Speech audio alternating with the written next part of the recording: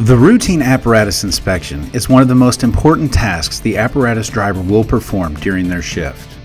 It ensures the apparatus is in safe and efficient working condition and able to operate as needed. Routine inspections allow members to identify minor issues that could lead to greater problems if not corrected, and helps ensure the safety of all members riding on the apparatus. It also affords the driver an opportunity to become familiar with the apparatus and how it works. Routine inspections should be performed at 4 critical times: every morning at shift change, anytime the apparatus is placed back in service after repairs, after any prolonged incident, and any time a potential problem is discovered during routine use. Remember, personnel safety is the #1 reason for inspecting apparatus regularly.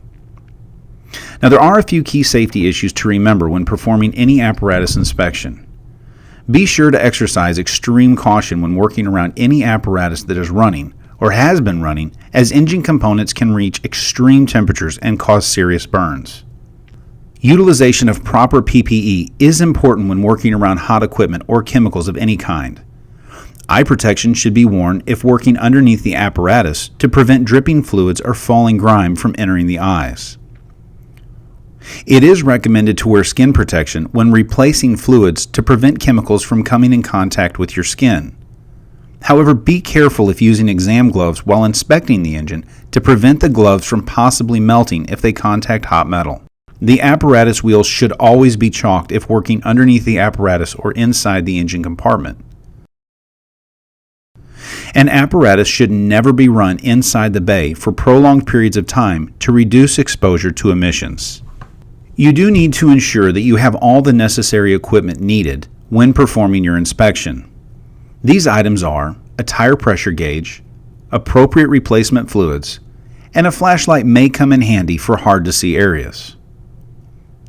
The apparatus inspection can be broken into several categories: the apparatus exterior, the crew and passenger compartments, the frame and suspension, the axles, tires, and wheels, the engine compartment, the brakes, the electrical system, and general tools and equipment. It may not be practical to inspect each category individually. Often, items in different categories will be inspected at the same time. The order you perform your inspection is up to you, but remember that everything on the apparatus must be inspected, and the member driving is responsible for ensuring that it is.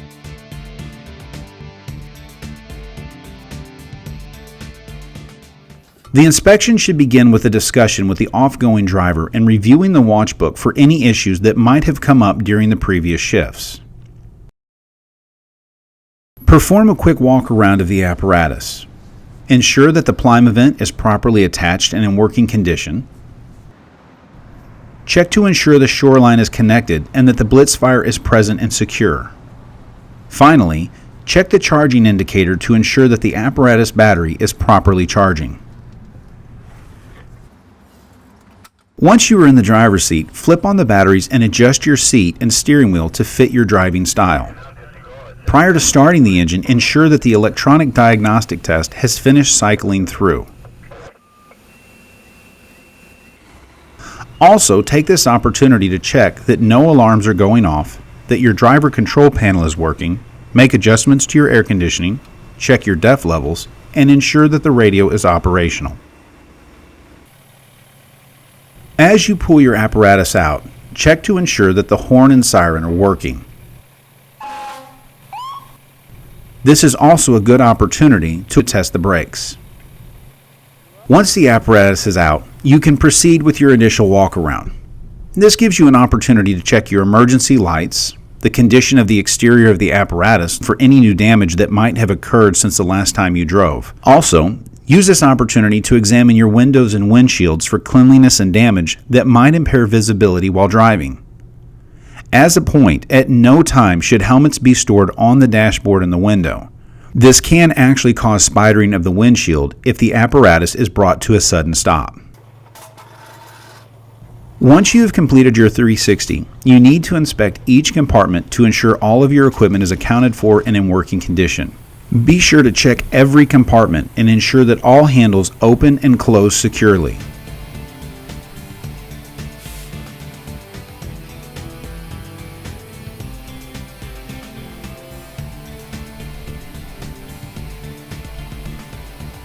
Start any fans, generators, or power tools you may have.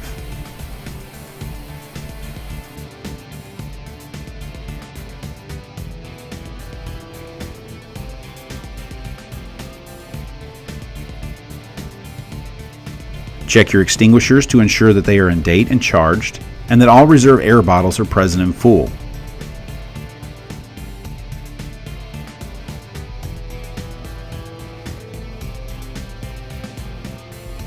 And go through your EMS equipment to ensure that you have everything you need for responding to medical emergencies.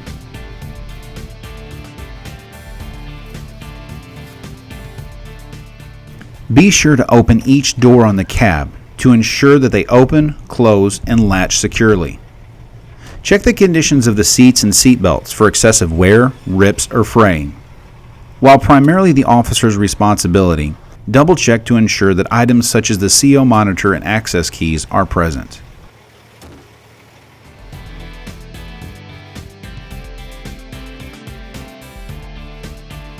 Once you have completed the inspection of the exterior and compartments, it's time to check under the cab.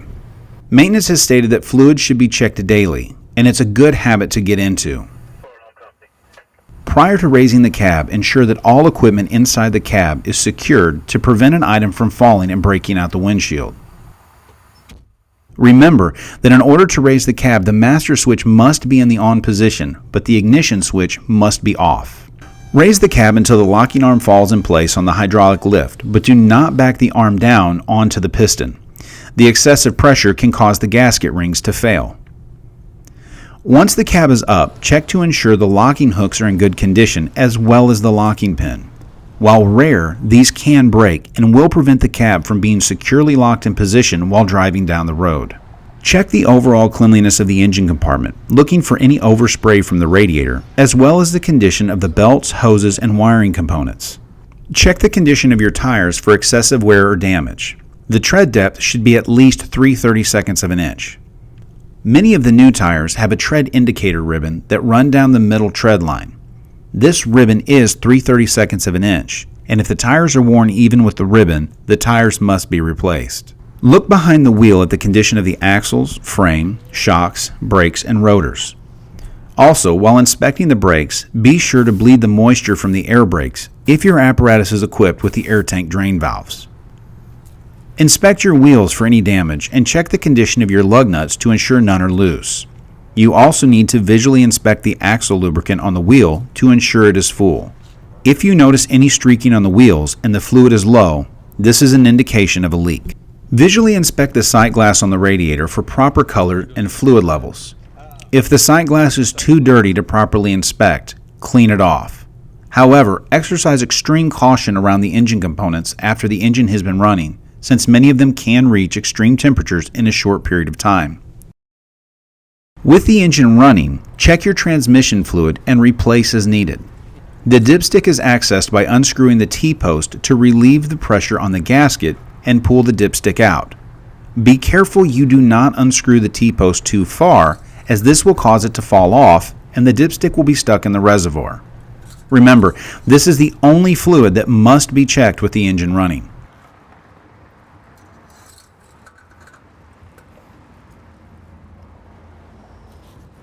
After the engine has been shut off, check the level of the power steering fluid. As with the transmission fluid, do not loosen the T-post too far. This is also a good time to glance at the fuel-water separator to ensure there is no water in the fuel. If you do find water droplets at the bottom of the separator, do not attempt to drain this yourself. This could lead to losing prime on the diesel system, and the shop must perform this step. Check the condition of your batteries. Ensure that there is no swelling or cracking in the housing and all terminals are secure.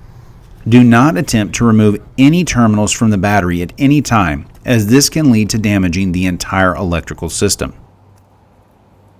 Check the condition of the driver's side tire as well as the brakes.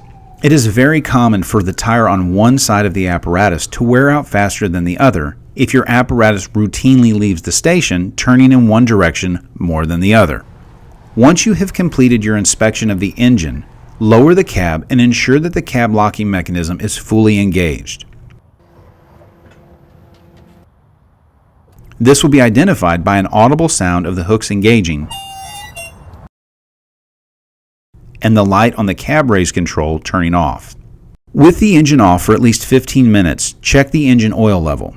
On some apparatus, the oil dipstick is located under the cab on the engine, while others are accessed behind the panel on the front of the apparatus. If your oil is accessed from the front of the cab and you must add oil, ensure that you add it to the oil reservoir and not the windshield wiper fluid reservoir. Add it to the oil reservoir and not the windshield wiper fluid reservoir. If you do find any engine fluids below the required levels, only refill them with DFR-approved automotive fluids. Refer to the apparatus specification chart affixed to the inside of the cab, usually found on the driver's side. A handout of all approved fluids for DFR heavy apparatus has been included with this lesson. Two final inspections that should be performed are the air brake system warning light and buzzer test and the spring brake test. The warning light test ensures your low air pressure alarm activates appropriately, and the spring brake test ensures that the spring brakes activate when the air pressure is too low. These tests are performed at the same time. It is imperative that the wheels are chalked prior to performing these tests, as your air brake will not be engaged. With your air pressure at or above 100 psi, turn the engine off and ensure that both switches are in the on position. Begin rapidly depressing the brake to bleed air out of the system. Once the air pressure drops to around 60 psi, the low pressure alarm should activate, and the panel indicator should illuminate. Continue pumping the brakes to bleed more air from the system. Once the pressure drops below 40, the air brake should automatically engage, and the spring brakes are now engaged. Once this test is complete, start the engine and rebuild air pressure in the system. If at any time during your inspection you find a problem with your apparatus, contact the shop for further instructions. If you feel that the problem can adversely affect the safety of the crew on the apparatus, such as brakes or tire problems, or impair your ability to respond to emergency calls, immediately have your apparatus placed out of service and contact the shop. With repetition and attention to detail, the apparatus inspection will become second nature for members performing the inspection. It is important for the safety of members as well as the safety of the citizens that the inspection is thorough and complete. For more information regarding the specifics of your apparatus, refer to the manufacturer's owner manual or contact the shop. Thank you for your time, and remember, be safe, be smart, and never stop learning.